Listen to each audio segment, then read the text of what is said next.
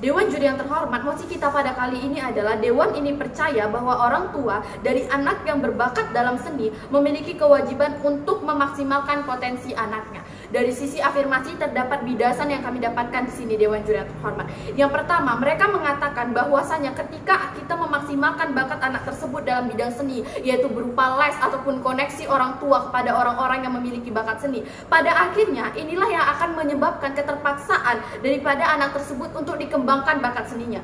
Dewan juri yang terhormat untuk mengembangkan bakat seni si anak dengan meleskan ataupun memiliki koneksi, ini tidak seideal yang mereka pikirkan dewan juri yang terhormat. Dimana di sini sendiri terkadang ada banyak anak-anak yang hanya menganggap bahwasanya bermusik hanyalah sebagai formalitasnya saja tanpa ingin ataupun mendalami daripada bakat musik yang dimilikinya tersebut. Sehingga pada akhirnya ketika kita mewajibkan orang tua untuk mengembangkan potensi seni yang dimiliki oleh seorang anak tersebut, maka yang akan terjadi adalah kondisi ketidakidealan di mana anak akan menganggap ini adalah suatu hal, yaitu suatu bakat yang terpaksa untuk mereka kembangkan dewan juri yang terhormat.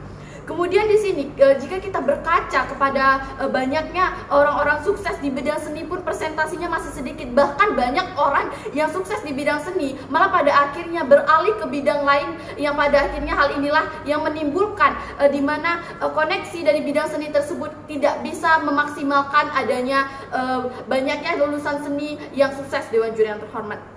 Kemudian di sini yang perlu kita ketahui adalah ketika pun kalaupun pada posisi mereka tidak memikirkan hal yang demikian. Pertanyaan kami pada posisi mereka adalah ketika anak-anak di bidang seni pada akhirnya dimaksimalkan, dileskan, pada akhirnya orang tua tersebut mengkoneksikan dengan orang-orang yang pandai dalam hal seni, dan kemudian mereka juga menginginkan anak-anak dalam bidang seni ini masuk ke dalam jurusan di universitas dengan jurusan seni, maka pada akhirnya hal inilah yang akan menimbulkan persaingan dalam bidang seni untuk anak-anak tersebut dewan juri yang terhormat. Sehingga pada akhirnya hal inilah yang tidak sesuai dengan apa yang kita inginkan, yaitu kita menginginkan adanya anak tersebut lulusan daripada seni tersebut akan sukses dan lain sebagainya. Malah ketika adanya persaingan yang ketat dalam bidang seni, hal inilah yang akan menimbulkan adanya kesulitan untuk mereka bersaing ataupun dalam bidang seni tersebut dewan juri yang terhormat, ketika pemaksaan anak-anak tersebut untuk dimaksimalkan potensinya dalam bidang seni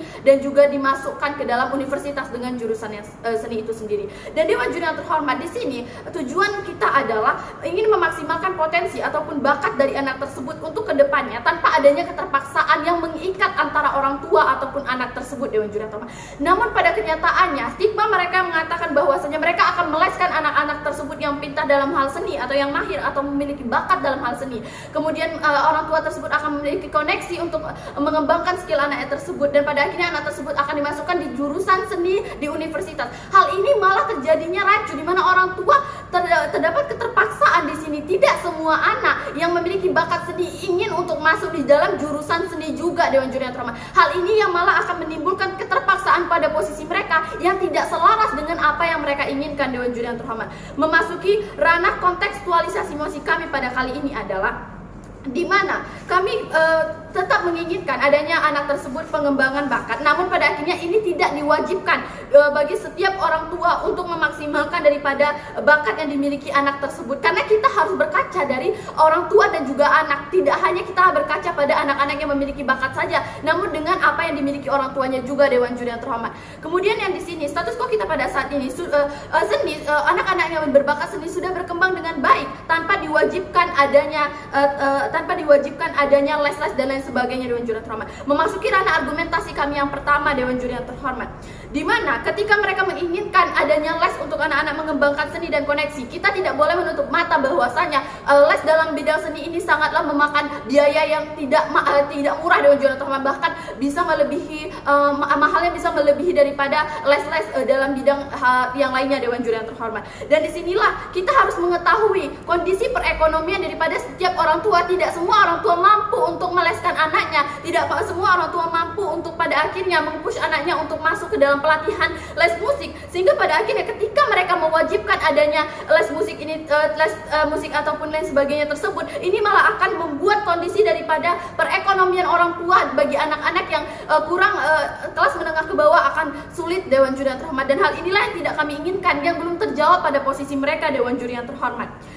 Dan di sini Dewan Juri yang terhormat, kita tidak bisa dapat menyimpulkan bahwasanya anak-anak nantinya yang di les dalam bidang seni itu akan jauh lebih baik atau akan bisa sukses pada akhirnya Dewan Juri yang terhormat dibandingkan dengan anak-anak yang tidak pada akhirnya dileskan dalam bidang seni tersebut atau dipush dalam bidang seni tersebut, Dewan Juri yang terhormat.